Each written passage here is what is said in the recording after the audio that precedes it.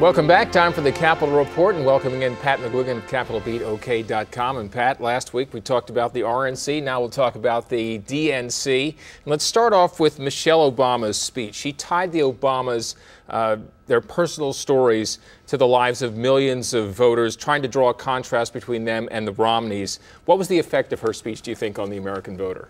It's hard to say. I could talk about the effect on me.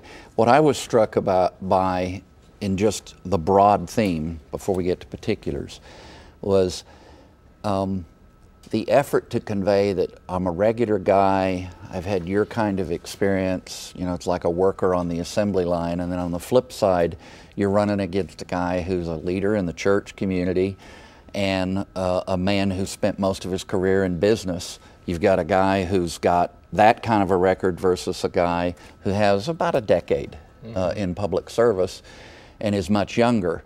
That's how it struck Pat McGuigan. I evaluated it kind of critically in that sense. Not critical of her necessarily. She had a mission, and I think she did a good job. How do you think it compared to Ann Romney's speech?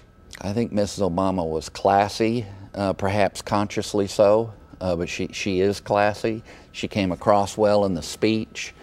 I was a little struck by it being more political.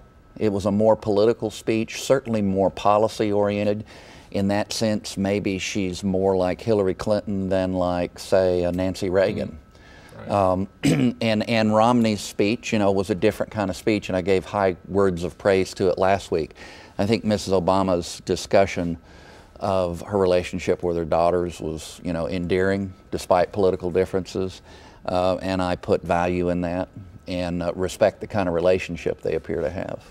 Wednesday night we got to hear from former President Bill Clinton. Oh, your take on that speech? I can't disagree with the majority of the pundits who say, you know, it was a stellar speech as a speech.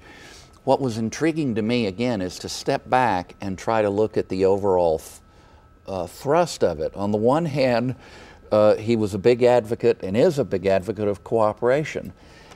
On the other hand, it's real hard to point to this president and validate that. Bill Clinton had Republicans take Congress, control of the House, 2 years into his presidency, just like this president, and Bill Clinton behaved completely differently. He worked with Congress on welfare reform. He worked with them on budget issues.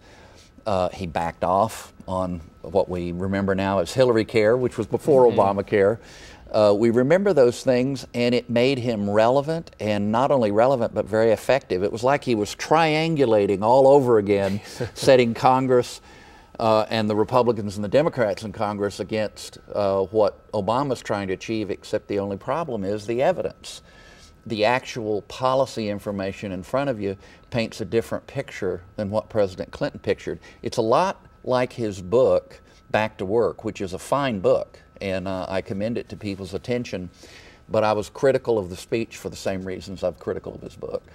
All right, the Obama acceptance speech. Coming off of that, what do you think that the president has to do going forward to ensure another 4 years in the White House? Well, there's a lot of guys he's paying a lot of money to, and I know a couple of them, to help him get reelected, and at least a lot of his counselors, advisors, or workers want him to continue to pursue a very divisive, dividing kind of campaign strategy, despite the soaring language of his speech at times.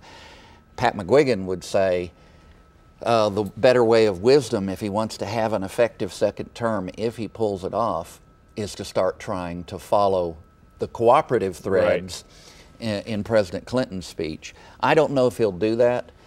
It was well delivered and had some substance. I think in general the tone from the dais at the Democratic Convention was a lot more negative than the Republican was, but you know, I have a philosophy and I was looking at it through that prism. There was a lot of good moments in the Democratic Convention, and certainly Mrs. Obama's speech was one. The president's, again, I had trouble reconciling it with what has actually happened in the last 3.5 years. I don't doubt his sincerity, I doubt his agenda. All right. Well, you can read more about these and other topics at CapitolBeatOK.com. For Pat McGuigan, I'm Alex Cameron. Have a great day.